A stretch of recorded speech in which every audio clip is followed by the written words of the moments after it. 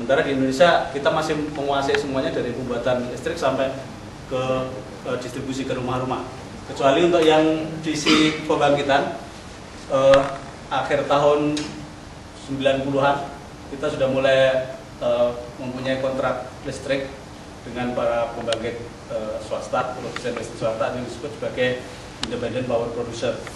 Yang pertama adalah di Python, ada dua perusahaan di situ, yang satu Siemens atau yang punya PT Jawa Power namanya, yang satu lagi Python Energy Company atau sekarang namanya Python Energy. Dan sekarang ini untuk mendukung kecukupan pembangkit atau suplai listrik, kita juga sudah mulai banyak lagi IPP yang lain. Oke, selanjutnya di distribusi ini saya mungkin nggak bisa banyak cerita karena bukan kompetensi saya. Nanti kalau ada pertanyaan mengarah ke sana, Mas Suron bisa menjawab. Jadi kira-kira adalah yang dikuasai itu adalah jaringan tegangan 20 kV, yang kabel-kabel yang kita lihat di jalan-jalan itu sampai kemudian dijual ke rumah-rumah sampai ke industri. Kira-kira garis besarnya gitu. Nah ini tadi ada yang bilang kenapa PLN monopoli tapi rugi? Kenapa mati-mati mulu? Ada kaitannya di sini. Secara bisnis proses kita punya 3 hal besar, 4 ya Mas. Pertama dari sisi primary energy. Jadi sebenarnya PLN itu kan hanya sebagai perusahaan konversi energi ya. Jadi kita beli bahan bakar, kita punya mesin, kita jadikan listrik kita jual ke masyarakat. Jadi di primary energy ini kita menggunakan minyak, kita menggunakan geothermal, kita menggunakan gas, batu bara, dan air. Untuk minyak sama geothermal kita beli dari Pertamina. Jadi untuk kontrak minyak, untuk minyak kita beli ke Pertamina, tapi ada juga terakhir kemarin kita sempat melakukan tender. Saya agak kurang menguasai di lain, jadi mungkin saya nggak bicara banyak. Kalau untuk geothermal, jadi sekarang kita punya PLTP, Pusat Listrik Tenaga Panas Bumi, yaitu yang di daerah Kamojang, di daerah Salak, Garut, dan ada juga yang di Laindong, di Sulawesi sana. Kalau yang besar memang yang di Kamojang sama di Salak, dan itu dulu proses pengeborannya itu kan kontraknya di bawah Pertamina, dan sekarang kita beli uapnya itu dari Pertamina. Terus kemudian gas ini kita belinya sekarang dari PGN, namanya. Kalau coal ini dari beberapa perusahaan swasta, umumnya perusahaan swasta di Indonesia seperti Adaro, Videco, kemudian Jorong Baru Utama Kriston ada namanya itu. Kemudian kalau Suralaya itu dari Bukit Asam, PTBA. Dan juga ada air untuk PLTA. Yang jadi masalah kita ada sekarang untuk ke belakang ini saya tadi sudah jelaskan secara singkat di depan, dari ada generasi power generation, ada kemudian transmission, ada sales service, kemudian sampai ke konsumen. Nah sekarang dari sisi proses bisnis primary energy kita tidak bisa berbuat banyak, kita nggak bisa mempengaruhi pasar jerniah, sehingga kita apa yang kita dapatkan bahan bakar dari itu adalah sesuai dengan harga pasar. Jadi misalnya untuk minyak solar untuk operasional kita di PLTD maupun di pusat listrik tenaga diesel maupun di beberapa PLTG, kita menggunakan HSD atau high speed diesel atau minyak solar.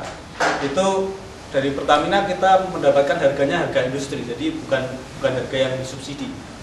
Jadi kita benar-benar tergantung kepada harga pasar minyak dunia. Seperti contoh kasus kemarin pada awal-awal tahun 2008, ya kita bisa dikatakan megah-megah karena harga minyak waktu itu naiknya luar biasa. Sementara di sisi sini, ini sisi mesin uang kita, untuk menghasilkan uang kita, itu tarifnya diregulasi, regulated tarif. Jadi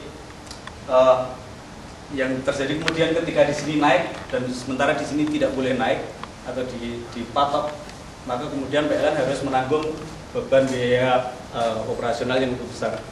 Kita memang mendapatkan subsidi dari pemerintah.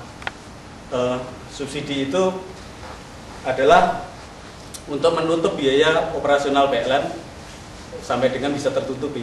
Jadi sebagai katakanlah kita dari dari pendapatan kita 80%, berarti kita kurang 20%, maka pemerintah menambahkan yang 20%. Jadi kita nggak ada margin untuk bisa membuat investasi baru. Sebagai akibat dari kita nggak punya dana untuk investasi baru, membuat pembangkit baru, yaitu yang tadi terjadi. Jadi kalau bentuk monopoli yang di sini kira-kira bukan monopoli yang bayangan kita zaman VOC bahwa semua orang harus jualan cengkeh ke VOC, kemudian saya bisa menjual cengkeh ke sana, tidak seperti itu. Tapi bahwa benar kita mengurusi dari sini sampai ke sana. Tapi di sini kita dipatok, kita nggak boleh melanggar batas tarif yang ditetapkan oleh pemerintah.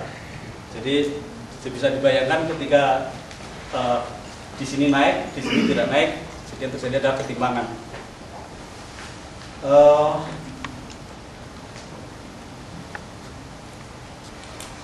Oke, ini secara tantangan lain di PLN itu adalah dari sisi sebaran pulau-pulau di Indonesia ini. Kita berharap bahwa semua masyarakat di Indonesia mendapatkan listrik dalam jumlah yang cukup. Sementara ini kalau dari sisi transmisi yang bagus itu baru di Pulau Jawa ini yang paling bagus di Indonesia, kemudian di Sumatera sudah ada jalur dari Banda Aceh sampai ke ujung. Tapi ini belum nyambung Pak ya. Ini belum nyambung, jadi masih cita-cita untuk menyambungkan antara Jawa dan Sumatera. Ini nyambungnya baru nyampe ke Bali. Di Kalimantan ada sistem transmisi sendiri, ini juga belum nyambung di sini, ini masih nyambung di Kalimantan Selatan sampai sebagian Kalimantan Tengah. Kemudian ini ke Kalimantan Timur ini juga belum nyambung, ini masih di perbatasan. Di Sulawesi sudah ada sistem Sulawesi Selatan dan Barat, ini juga masih belum nyambung ke utara. Jadi karena kita belum bisa membuat kita belum mempunyai jaringan yang integrated seluruh Indonesia, yang terjadi kemudian adalah pelayanan listrik itu ya terpaksa per area gini ya. Jadi yang Jawa misalnya punya kekuatan, punya otot yang lebih besar, dia tidak bisa membantu Kalimantan yang masih ototnya masih kecil. Otot yang di sini maksud saya adalah power supply yang dalam jumlah yang cukup dan kemudian transmisi dalam kondisi yang lebih baik. Ini untuk sistem detail dari sistem Jawa. Jadi kita sudah lihat ini secara urat-uratnya ini sudah cukup baik dari ujung barat sampai ujung timur Pulau Jawa. Nah ini yang situasi umum ketenaga listrikan di Indonesia.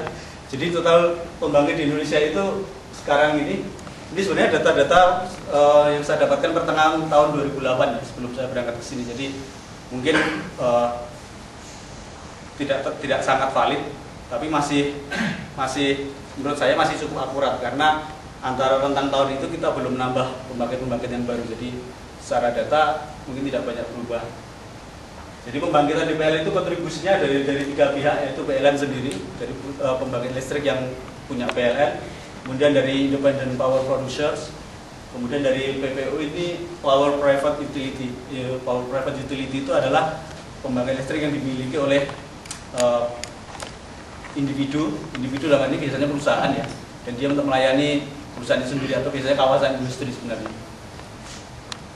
Nah ini yang di Indonesia itu rasio elektrifikasinya itu masih sekitar 64%. Jadi masih ada sekitar 36% penduduk Indonesia itu yang belum mempunyai listrik.